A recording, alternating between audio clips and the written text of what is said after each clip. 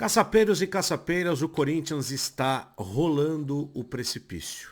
Não, ele não está à beira do precipício, ele não está perto do precipício, ele já está descendo a ladeira, descendo no penhasco, rumo a uma grande porrada. Nesse vídeo aqui, eu vou tentar esmiuçar um pouquinho das responsabilidades que estão envolvidas na gestão passada e nessa gestão, na parte da grana e na parte do futebol, para você aí organizar as ideias corintiana, porque tá todo mundo falando um monte de coisa. E quando todo mundo fala muita coisa, dá uma confusão, né? E aparece os torcedores de dirigentes, que é uma coisa nova, né? Que na crônica esportiva e também nas redes sociais. Aparecem os comentaristas de chupeta, que a gente já falou aqui, que é aqueles que você não pode falar mal do time deles. Eu, como corintiano que sou, tenho lugar de fala para falar. Mas, como eu sou jornalista acima de tudo, a ideia nesse vídeo é passar para vocês informação. E a primeira coisa que eu vou te pedir, antes de te pedir o seu like, para que você se inscreva no nosso canal, porque quanto mais like, mais gente vê o vídeo, fortalece o canal da gente que está começando. Então, se você gosta do Marcelo Duó, das caçapas, eu peço a sua ajuda nessa empreitada. Mas eu peço também para vocês atenção, porque não é simples. Não é simples.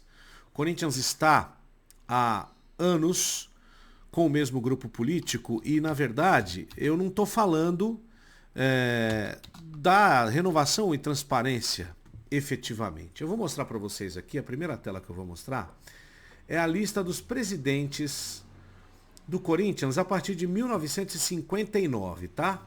Tá aqui, ó, Vicente Mateus, certo? Vicente Mateus é um membro honorário da história do Corinthians, né?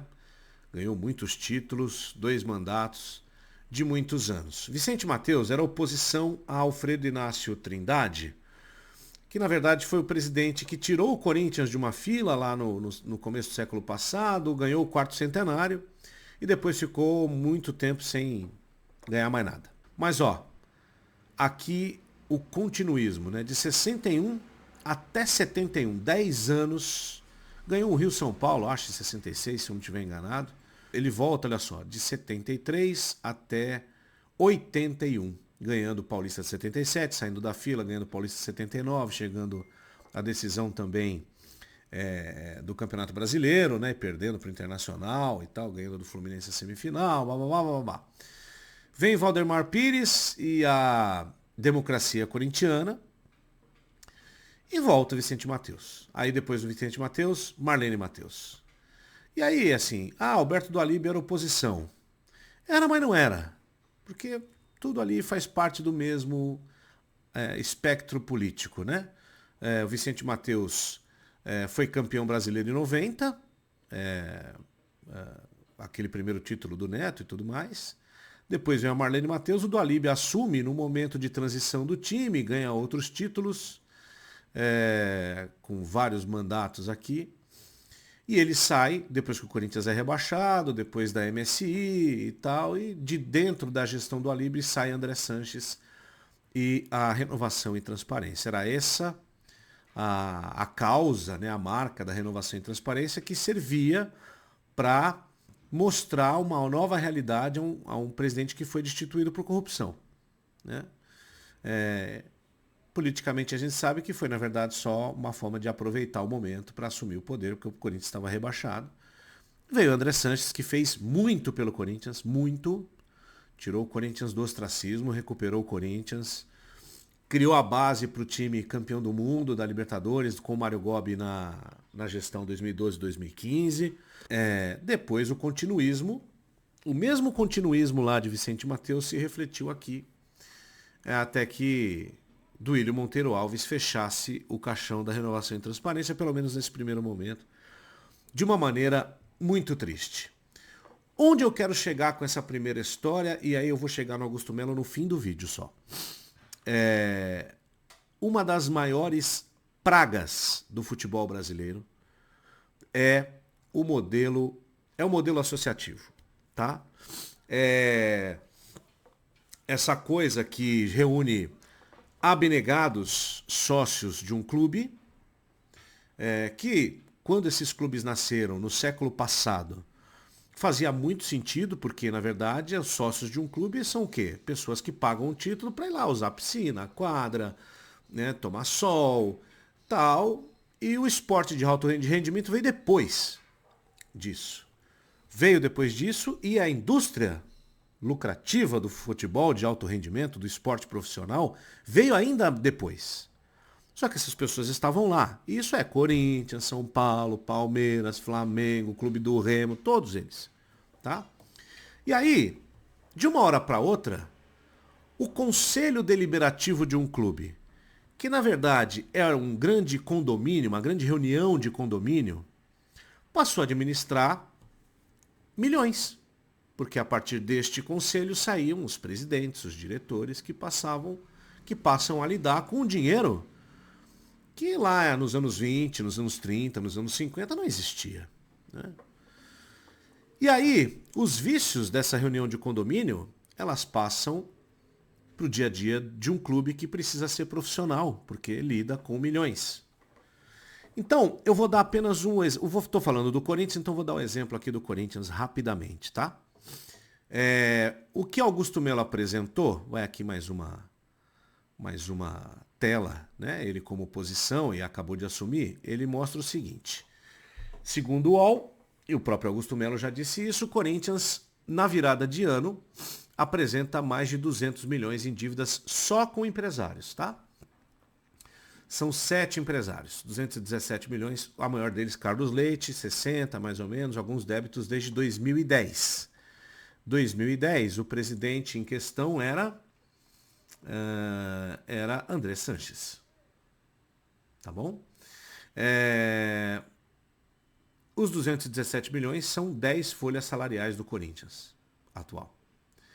E eles vão aparecer no balanço financeiro lá em março ou maio, não me lembro direito, mas daqui a pouco aparece aí. E aí tem essa história da confissão de dívida, que na verdade o Duílio disse que não é e pode formalmente não ser. Ele repactuou alguns acordos para não ter problema na justiça, nem transferban, nem execução, paraná. Mais de 30 milhões que ele renegociou, vamos colocar assim, tá? Para não acusar ninguém de nada sem ter prova.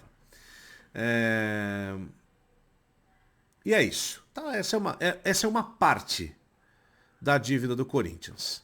Não esquece de deixar o like no vídeo, gente, por favor. Aproveita que a gente está aí no meio da parada para a gente seguir junto o raciocínio. Então, tem o estádio, tem essa dívida com empresários, tem dívidas de impostos da ordem de 500 milhões de reais. E essa dívida chega até essa gestão. Então vamos lá. Eu estava olhando o Estatuto do Corinthians, e o Estatuto do Corinthians diz o seguinte: cabe ao Conselho Deliberativo anualmente julgar as contas do clube. É o item C do artigo 81, tá? Se você quiser olhar, tá lá no site do Corinthians, você dá um Google aí, Estatuto Corinthians, aparece, tem um PDF escaneado lá, muito mal feito, mas escaneado, mas colocado lá à disposição.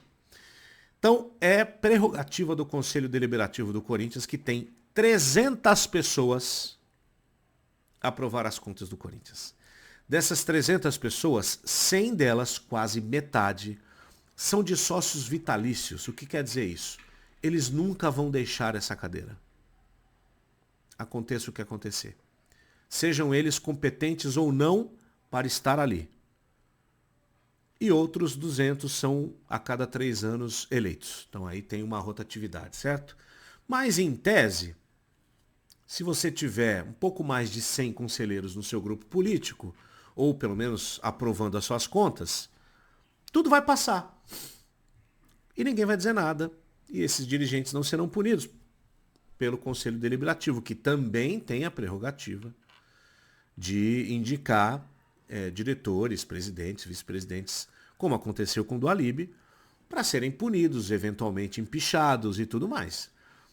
Em 10 anos, 2010, ninguém, talvez alguém tenha tomado uma certa iniciativa tal de falar com a imprensa, a gente trabalhando como jornalista no rádio já pegou casos assim, que alguém liga para denunciar, acontece, mas nenhum com força política para exercer o que está no Estatuto do clube.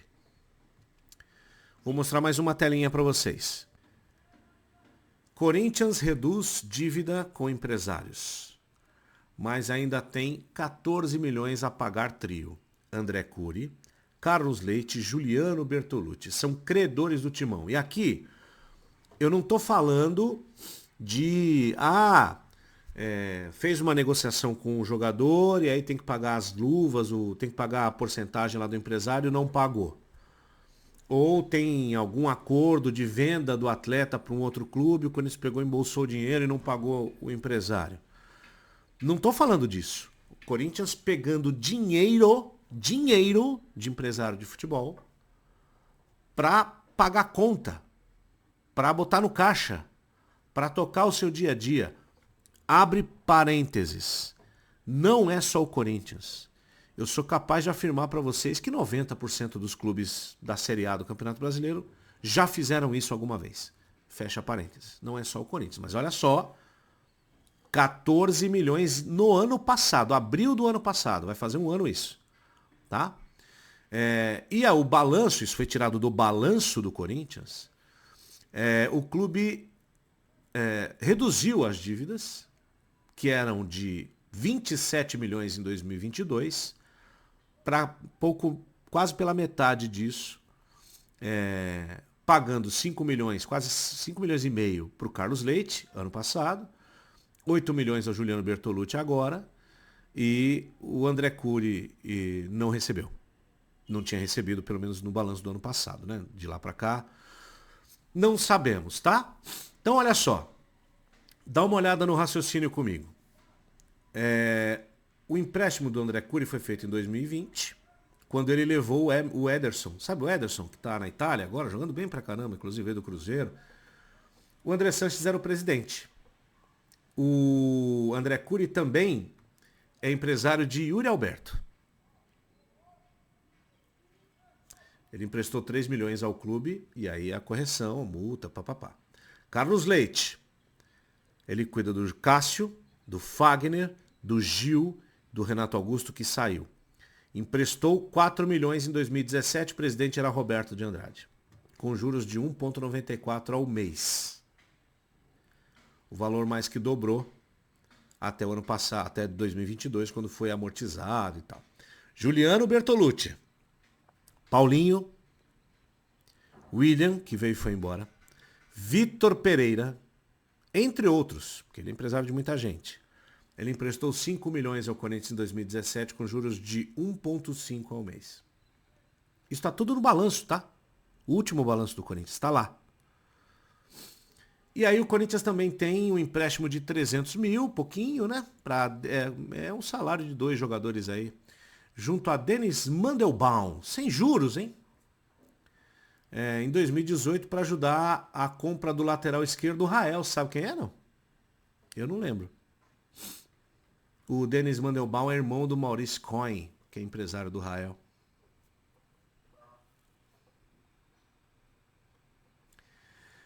Como 300 conselheiros de um dos maiores clubes do Brasil, que representam mais de 20 milhões de pessoas, como é que essas contas foram aprovadas? Como é que isso aqui foi permitido? Como é que essa dívida enorme chegou até esse ponto e ninguém disse nada? É o Conselho Deliberativo do Corinthians, e não é só do Corinthians, com o Santos aconteceu a mesma coisa. É o formato. É o formato. Eu não sei se a SAF é a melhor, mas o formato político dos clubes de futebol estão acabando com as maiores marcas do futebol brasileiro. Aconteceu com o Cruzeiro, aconteceu com o Internacional, Santos, Corinthians agora. E o ano do Corinthians será tenebroso, senhores. Ele será tenebroso. Sabe por quê?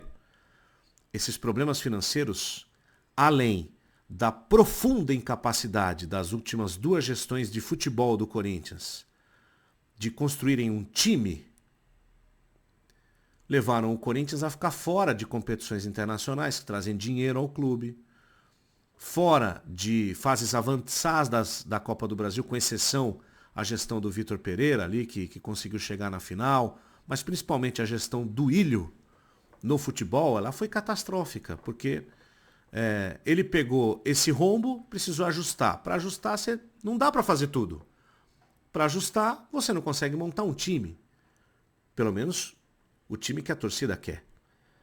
Se ele tivesse pessoas profissionais de futebol, uma equipe técnica de futebol, como tem o Palmeiras, por exemplo, que não contrata qualquer um, por isso a torcida chia, de repente o Corinthians teria um trabalho de longo prazo para formar um time humilde, mais competitivo, porque isso é possível no futebol.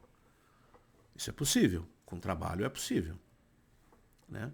Mas isso não foi feito. Então, o Duílio entrega para Augusto Melo um elenco absolutamente desequilibrado, que precisava de uma renovação há um ano atrás, que trocou de técnicos durante 2 anos seguidos da mesma maneira, uma maneira atrapalhada, amadora, virando temporada com um técnico que já sabia que não aguentaria o restante da temporada, e aí aconteceu de novo agora, né, para mostrar que oposição e situação só mudam de lado de cadeira, mas eles são absolutamente iguais. E um rombo financeiro. E aí cai tudo isso no colo de Augusto Melo, que me parece não tem nenhuma experiência e aparentemente também não tem, ou tem muito pouca capacidade de ser presidente de um clube de futebol. Porque dentro desse cenário que a gente está vendo agora, e com certeza ele sabia quando entrou, porque existe um conselho de orientação no Corinthians chamado CORE, existe um conselho fiscal no Corinthians, que é eleito pelo conselho, existe um balanço. Né? Então, se ele entrou sem saber, aí talvez seja um erro político muito grande ter se candidatado. Né?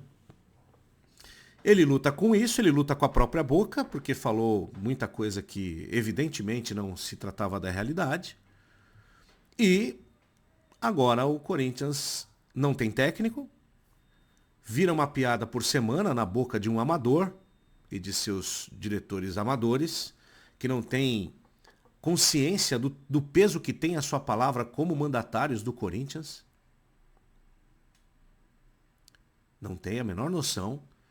Ele não conseguiu conectar 2 neurônios para saber que se ele disse, quando ele diz que a farra acabou, que o Corinthians vai ter o maior patrocínio do Brasil, nessa condição financeira aí, devendo Deus e o mundo, era óbvio que todo mundo iria cobrar. E mesmo que os empresários estejam sendo usados pela renovação e transparência para tentar minar o trabalho da atual gestão, isto era óbvio. Então ele assumiu sabendo que isso poderia acontecer. Se ele não sabia disso, ele também não tem condições políticas de ser presidente de um clube de futebol. Não tem. Ele deveria saber. E ele deveria abrir isto para o torcedor no primeiro dia de mandato. Olha, vai acontecer isso, nós devemos isso. Tem muita coisa que eu ainda não sei. Eu tenho certeza que vai ter sabotagem de lá para cá. Tudo isso, torcedor, saiba disso. E nos ajude. Nos ajude a atravessar esse primeiro ano para depois, no ano seguinte, a gente tentar construir alguma coisa. Era só isso. Mas ele não conseguiu, porque talvez tenha se empolgado, né, se deslumbrado um pouco com a fama e tudo mais. Não conseguiu segurar a boca. E isso está trazendo muitos problemas. Né? Anunciou um patrocínio enorme, vai entrar um dinheiro gigante, precisa ver se vai mesmo. E agora todo mundo quer receber. Porque também ele chegou dizendo que não conversa mais com empresários. Qualquer clube do Brasil, desses 90% que eu disse aí no começo do vídeo, que ousar enfrentar os empresários de futebol, passará pelo mesmo problema. Porque todos eles estão na mão deles, dos empresários que viraram agiotas de clube de futebol também, além de colocar os seus jogadores lá. Fazendo esse tipo de acordo. Olha, fulano é irmão, meu irmão é empresário de tal cara, eu empresto dinheiro para você contratá-lo. Eticamente, pense aí você na sua casa. Eticamente isso é correto? Não é correto, né? Pois é, mas acontece, não só no Corinthians. Acontece no seu time. Tenha certeza que acontece no seu time, tá? Tenha certeza. Então, acontece no Corinthians o que acontece na política, no nosso dia a dia. Desconfie de alguém que diz que de uma hora para outra todos os problemas irão se acabar. Desconfie de alguém que de uma hora para outra diz que vai revolucionar tudo. Não existe isso. Transições são lentas e graduais para dar certo. Você não manda embora 13 jogadores e contrata 4, chegando todos eles atrasados numa pré-temporada. Você impede que o seu treinador monte um time e você manda o cara embora com 4 jogos. Não há parâmetro. Você pode discutir o Mano Menezes, você pode não gostar. Eu mesmo não gosto do jeito, do estilo de jogo do Mano Menezes. Mas, meus amigos, ele não teve condições de trabalho. O que foi prometido a ele não veio, não aconteceu. Por esses motivos todos que eu disse aqui. E onde está o Conselho Deliberativo do Corinthians? Agora teve eleição, o Romeu Tuma foi eleito e tal. Cabe, se esses 300 caras aqui fossem de fato corintianos, eles exerceriam a Lei Pelé, no seu artigo 27, no item 11. Os administradores respondem solidária e ilimitadamente por ilícitos, que aí não cabe a mim discutir e nem provar, gestão temerária, entre outras coisas que estão no artigo aqui. Eu vou mostrar o artigo, tá? As entidades de prática esportiva participantes de competições profissionais, entidades de administração, desporto ou ligas em que se organizem independentemente da forma jurídica, se sujeitam os bens particulares de seus dirigentes ao disposto no artigo Paranã, além das sanções e responsabilidades previstas na lei Tananã. Item 11. Os administradores de entidades esportivas profissionais respondem solidária e ilimitadamente pelos atos ilícitos praticados, de gestão temerária ou contrários ao previsto no contrato social ou estatuto nos termos da lei tal do Código Civil. E aí cabe ao Conselho Deliberativo questionar se por um acaso o Duílio Monteiro Alves foi temerário ao fazer um contrato de 2 anos com um técnico, que não era o técnico preferido da gestão seguinte, com uma multa quase de 10 milhões de reais. Se isso não é gestão temerária, eu não sei o que é. Gestão temerária ao clube. A política do Corinthians não é para o Corinthians. É para os grupos políticos que lá estão. Assim como é o Palmeiras, assim como é o São Paulo. O Palmeiras agora é que está ganhando. Teve lá uma sequência de 3 presidentes de nomes de punho forte e de dinheiro que abafou essa praga e conseguiu formar o que é o Palmeiras hoje. Concluindo esse raciocínio, vamos juntos aqui. O Corinthians está há 15 anos, esteve, né? Há um grupo político que, pelo continuismo, conseguiu cooptar esse conselho aqui e fazer o que bem quis. Foi campeão, levou o time às alturas e entregou o time em frangalhos, o clube em frangalhos. E para mudar tudo, filme que nós já vimos, para mudar tudo o que está aí, elegeu-se alguém que não tem nenhum preparo para assumir o cargo. E o candidato da situação seria igualzinho. É que a diferença que tem alguém por trás ali com experiência em futebol, que é o Andrés, que de repente poderia tomar decisões melhores, que também é questionável, né, por uma gestão que contratou Jonathan Cafu.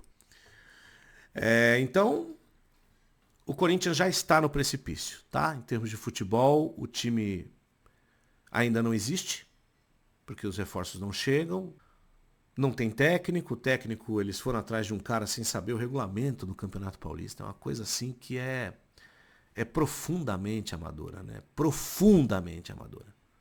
É uma coisa assim, time de bairro você não vê isso. Eu não saber o regulamento do Paulista já é uma coisa grave, né? Porque a gente tem obrigação de saber. Agora, um dirigente de futebol tem mais ainda.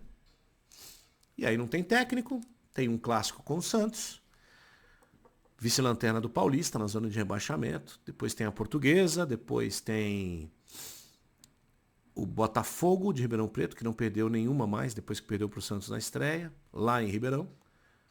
E o Palmeiras pela frente. Tá só começando 2024, corintiano. Prepara o seu coração, porque se chamam o corintiano de sofredor, esse ano essa tese será posta à prova. Até o próximo vídeo.